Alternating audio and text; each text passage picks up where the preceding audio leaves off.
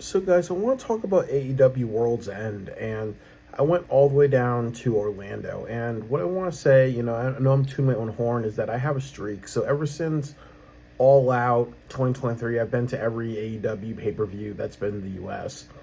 So, hopefully, I can keep my streak alive to Revolution and beyond that. I'd see my job will let me use personal time off. But this was definitely a very, very bad pay per view.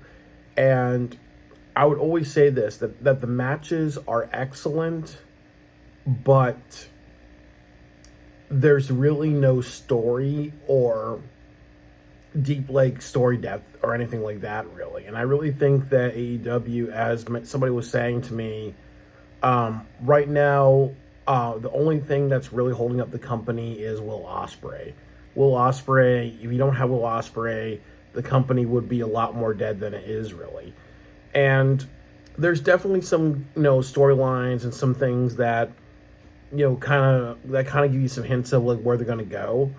But like I've said before, I really don't see a lot of character depth and a lot of just dimension, really. I think that AEW should have gone that direction, or they should have just like made everything a little bit more about building to what's going to happen next year. And then the other thing was that there were no title changes on this entire show. So that was also very bad because it goes into, same old shit, really. So you got to kind of wonder, where AEW is going to go with all this because, things do have to change. And, there has to be something that's going to inspire new stories and new ideas. And honestly, it's going to get to the point where, like some people were saying Ospreay sucks in this. And then also you remember what happened when you had Ricochet versus Ospreay part 1. When AEW did that, people were calling that gymnastics match. So eventually Will Ospreay, it's not going to always appeal, really. So you do have to work really hard over the next couple months, just having a lot of new ideas. And you can't always rely on the veterans and other things like that. I think in AEW, like I said, I think the really deep characters and deep story is where they need to go. But I don't feel they know how to do that. And I don't feel that they care how to do that. And I think that's very apparent to me. They don't care how to do that. So, the show opens up with Will Ospreay versus Kyle Fletcher. It's a typical Will Ospreay match, which is, it's high flyers, it's a bunch of near falls, it's a bunch of exciting action, and it's a bunch of like really, really good spots. So I was very happy to watch this. I was actually very surprised about how bloody this match was. I actually thought that the Fatal 4 was going to be a very bloody match because there was no blood in there was blood in that match, but not as much as I expected in the Fatal 4-way. But this match was very bloody with Will Ospreay, so I was very, very surprised they chose to do that as a feature for this match, really. So I'm not sure why they did that, but I think it's just to show, Will Ospreay wins this one, but it's kind of just to show, like just what a fighter he is. He bleeds for AEW and all that, But it was a really great match, really great showing for Kyle Fletcher. Like I've said before, and I'll say it again, that I really think that you would have gotten a story if Kyle Fletcher beat Will Ospreay and he was like, okay, now I hold the title and now I'm going to have a reign of terror with the Continental title. Or, Will Ospreay actually win this thing. And then, what happens is that after he wins this thing, you have Kyle Fletcher say, okay, in Australia, it's going to be 2 out of 3 falls for the title. I want to beat you with a title. And then the other thing I'm going to throw in here is that there's 2 Japanese pay-per-views. There's Wrestle Kingdom, and then there's another show with a lot of AEW wrestlers. So I feel like many of the AEW wrestlers that are holding titles are going to be on that show. So it didn't make sense to make them lose here. And I think that's kind of what happened, really. Like, they didn't want to switch titles because they didn't want a situation where they're going to be on a show defending the title, or they're going to be holding another title or defending another title. It doesn't make sense to kind of hurt your champion. So that also kind of shows the issue with AEW. They prioritize, what's better for other companies, and that's not really good. So the next match was Okada versus Ricochet. Nothing really memorable. Like I've said, I'm very Okada impressed me with his Will Ospreay match, and I think Okada versus Will Ospreay was the best match on the card. But with Ricochet, it was the same issue with Ricochet. I think the problem with Ricochet and Okada is that Okada is very, very intelligent. He knows how to listen to the audience, and a lot of people may assume that, oh, maybe he's Japanese, he's from another country, he doesn't get it, but he does get it. But definitely in this match, it's like what I said. He has slow grappling. He had a bit of a higher tempo than many of the matches. I think Okada wrestles a little too slowly, but he can pick up the pace when he wants to pick up the pace. So with Ricochet, the other issue was that a lot of people were joking with Ricochet. So you saw Ricochet kind of go down a comedy angle, and I believe the match started with somebody throwing toilet paper in the ring, and it ended with a bunch of toilet paper. So it does hurt Ricochet that he's kind of associated with comedy, and that's not good for AEW, because the problem is if you do that too much with Ricochet, you're never going to take him seriously. Now he wants to join the Hurt Syndicate, or the Hurt Syndicate wants him to take things more seriously. He's definitely, you can't have him, just be too funny, really, because there does come a point where he becomes, you lose a heel like a Randy Orton type of very serious heel, and then you kind of have maybe a Santino Marella type of heel, and Ricochet shouldn't really do that, but it kind of says they have too much comedy. And then they're setting up Ricochet versus Swerve Strickland, because what happens is Swerve says, I'm going to embarrass you. You came here cocky and arrogant. So Nana passes around toilet paper. Everybody throws it into the ring. And Ricochet's covered in toilet paper. And a lot of people don't know this, but I was at the Hammerstein Ballroom show. And how they got toilet paper was that the crew members gave everybody toilet paper to do that to Ricochet. So it kind of does run into that thing, too, of, as we said, that with AEW, this is becoming a little bit like, we have to be a little careful that we're not trying to just add way too much comedy. It feels like, and I'll say it before and I'll say it again, like a 48-hour film project movie. Because in that competition, a lot of people aim for dumb and silly comedy in their movies. Not every film, but that's a majority of the film, dumb and silly comedies. Let's be silly on camera. So you have to be kind of careful with Ricochet, but I don't think that they care to make him serious. I think he's having fun with it, and that's going to get him to a certain level, but not far enough, really. The next match was Mariah May versus Thunder Rosa. Really good street fight.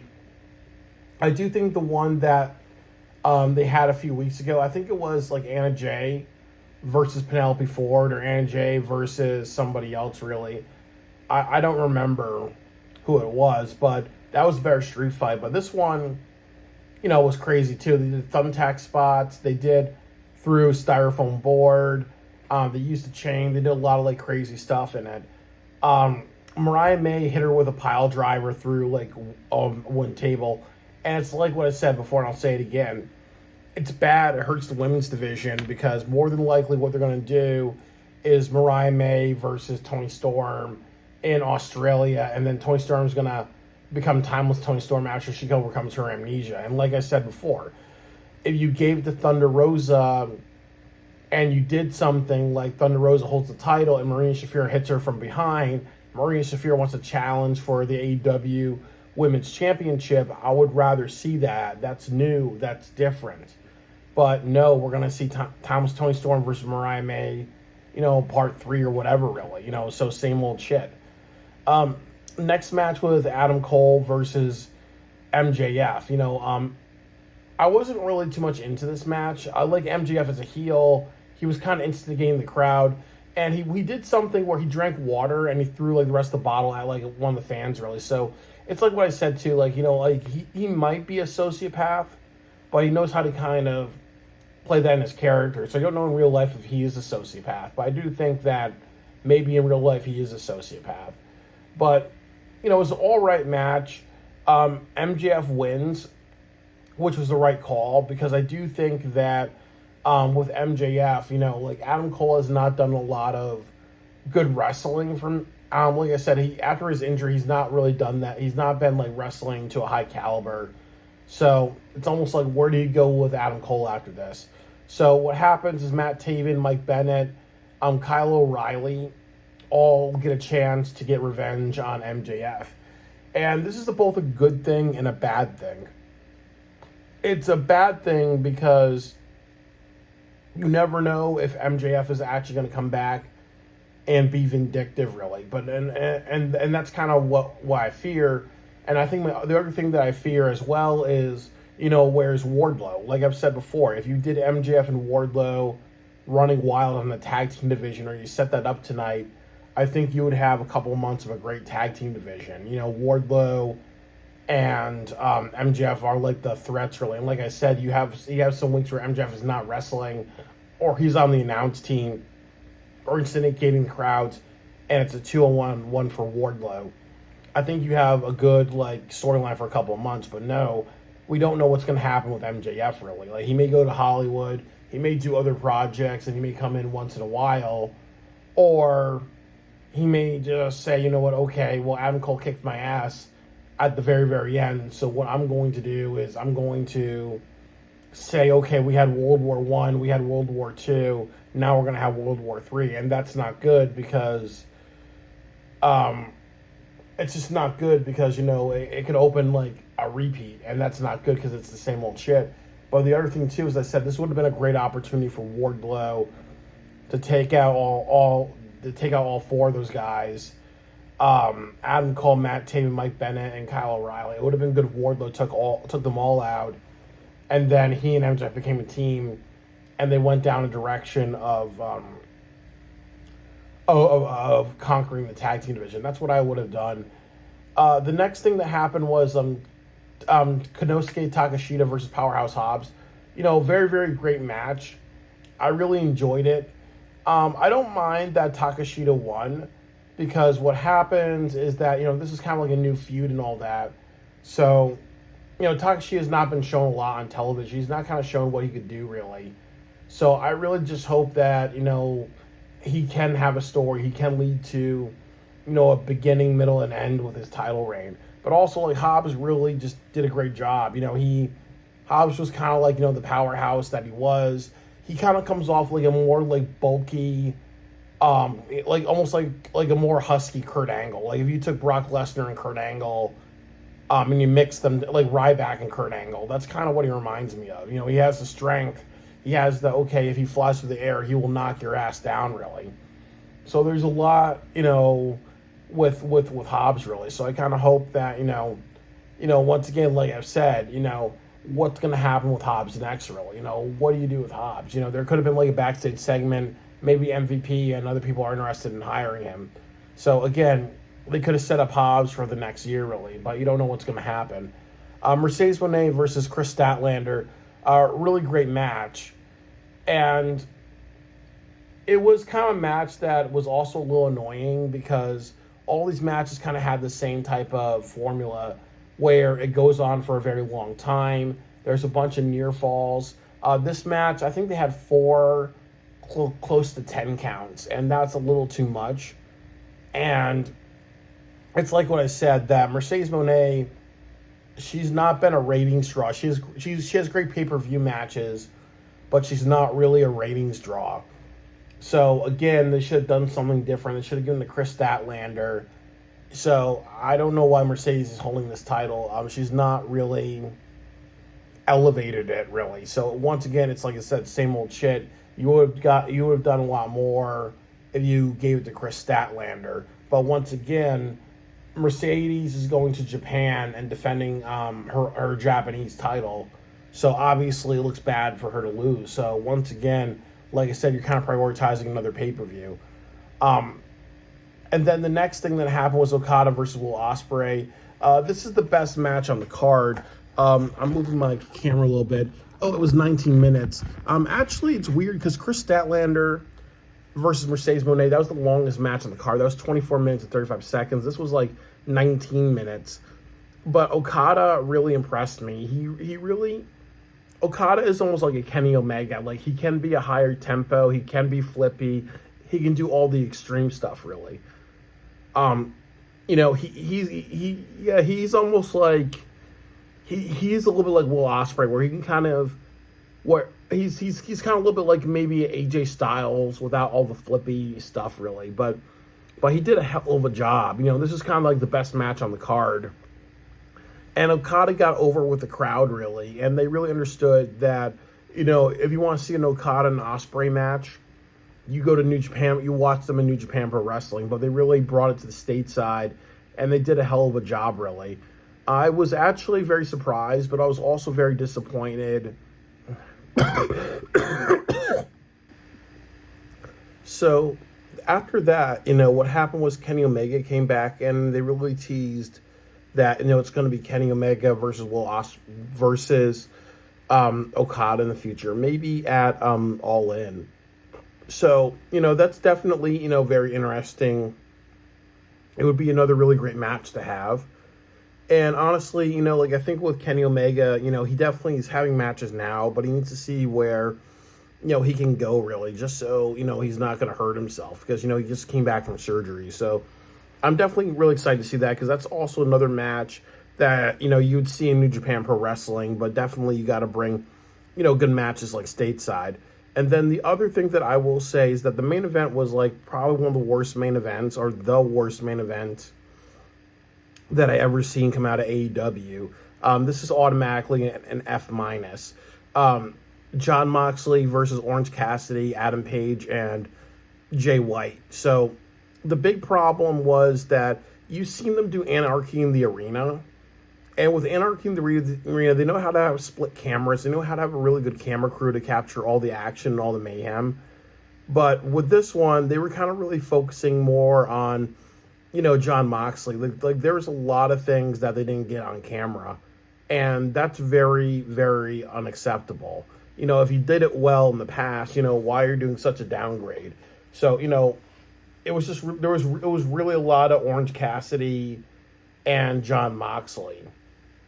And then what happens is that there was a lot of focus on them, and then it's almost like, what is Jay White doing in the arena? What's Adam Page doing in the arena? What's Orange Cassidy doing in the arena? And and that's that really. There was a lot of just like stuff that they missed. There's a lot more things that they could have done really in the arena. Like this should have been like an Anarchy in the Arena type of thing. And then what happens is that, it ends at 11:30, and the pinfall really comes out of nowhere. So it felt very, very anticlimactic, and it really kind of hurt the show a lot, because it's almost like, as we said, that if Moxley's not drawing ratings, what are you going to do? Then Adam Copeland comes back, and now he and FTR are a faction. And that's also bad as well, really, because they did not say, we're going to wrestle at Fight for the Fallen. They did not mention anything about Fight for the Fallen or anything like that, really. They should have done that if you wanted to advertise the upcoming show or show a graphic, but they didn't do any of that. And then the other issue is, as I said, really, that what happens with Adam Copeland? Like, now you have another 40-year-old from WWE that, you're not building your next generation. What if it was a Ricky Starks? What if you had Darby Allin? What if you had, Miro, who's never won a title, who's never won a heavyweight title? What would happen if you had, somebody new and fresh, really, not somebody who's already been a WWE champion multiple times, really? So it's just not good, because, as we said, we kind of know what would happen. More than likely, you're going to have Revolution, John Moxley versus Adam Copeland, and then what happens is that Adam Copeland may lose, or you may set up a triple threat match where it's Adam Copeland versus Christian Cage versus Moxley, and then that way you get the contract off of Christian, or you have Adam Copeland win, so that adds to the lineage to the AEW Championship, and then you have Christian Cage cash in, and then what happens is that he becomes the AEW champion, and then you kind of set up something in Dynasty where it's like a triple threat between them. So you kind of did that last year with the TNT title, really. But the only good thing about this is that they wanted Darby Allin to be the AEW champion, but since he's climbed Mount Everest, he should not be on television. He should not be competing for the AEW championship because you can't really put a big build on him for him to go away, really. But I really think that this spot should have been for Ricky Starks. It should have been for Ricky Starks because you want to make new, young, fresh talents, really. But it seems like you're doing the TNA wrestling thing, which is we don't have a lot of young people on the roster that has something special about them. So we're going to go with a WWE guy. And then, like I said, really sadly, you look at Ring of Honor, and what did they do with Ring of Honor? There was no guy in the wrestler who could face Chris Jericho. So the best thing that they did was they hired Matt Cardona, a person who's not on the AEW roster, for a match, really. So it does kind of show that, they're not good about building their next generation. It's Ricky Starks, it's Hangman Adam Page, Swerve Strickland, Powerhouse Hobbs, and I would really say then that's it and stuff like that. Other people are people that have already won championships or heavyweight championships in WWE or New Japan Pro Wrestling. So definitely they need to think about their next generation. But I think when you give it to Adam Copeland, yes, that's going to draw Adam Copeland versus Jon Moxley. But it does get to a point where it's like, you know what, Moxley's fucking up the ratings. So why should he continue to be champion? That does not help anybody, really. So it does kind of show to me that it's like what I said, that AEW, it's the same old shit. They care more about dream matches and really good matches, and they don't know how to work on good writing. And then as some people are saying, that you watch all these Will Ospreay matches, it gets to a point where people are going to turn on him and just say, like, same old shit, or you're a gymnast.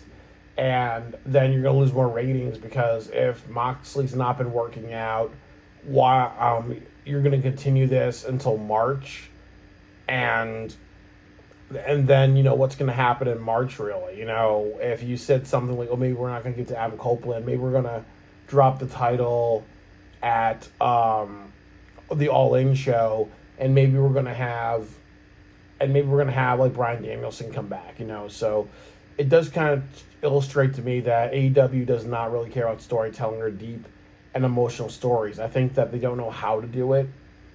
I don't think they understand that it actually will elevate the matches, And ultimately, as I said, it's also good for the wrestlers because it's that old saying, if Darby Allin wants to jump off a bridge or hit a car and all that, or get in a car crash and all that stuff, what would be better? The Acclaim getting over with their raps and their controversy, or Darby Allin almost killing himself every single week, really. I would rather be the Acclaim doing my rap and whatever, because at least, there's longevity in that. So it's not always about the action, but I think that's very clear to me. AEW does not care to tell good stories, and they're going to lose a lot more fans because good stories help professional wrestling. It goes with the matches. You have to marry that with the matches, and I think that number one, they don't care.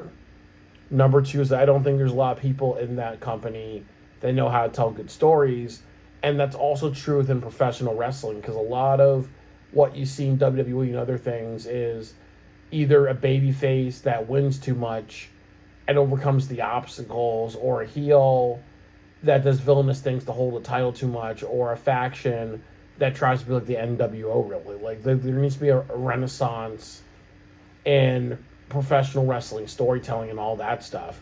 But it's definitely very well needed in AEW. And definitely, they do that, that's actually what's going to turn the company around. But I don't think they care to do that.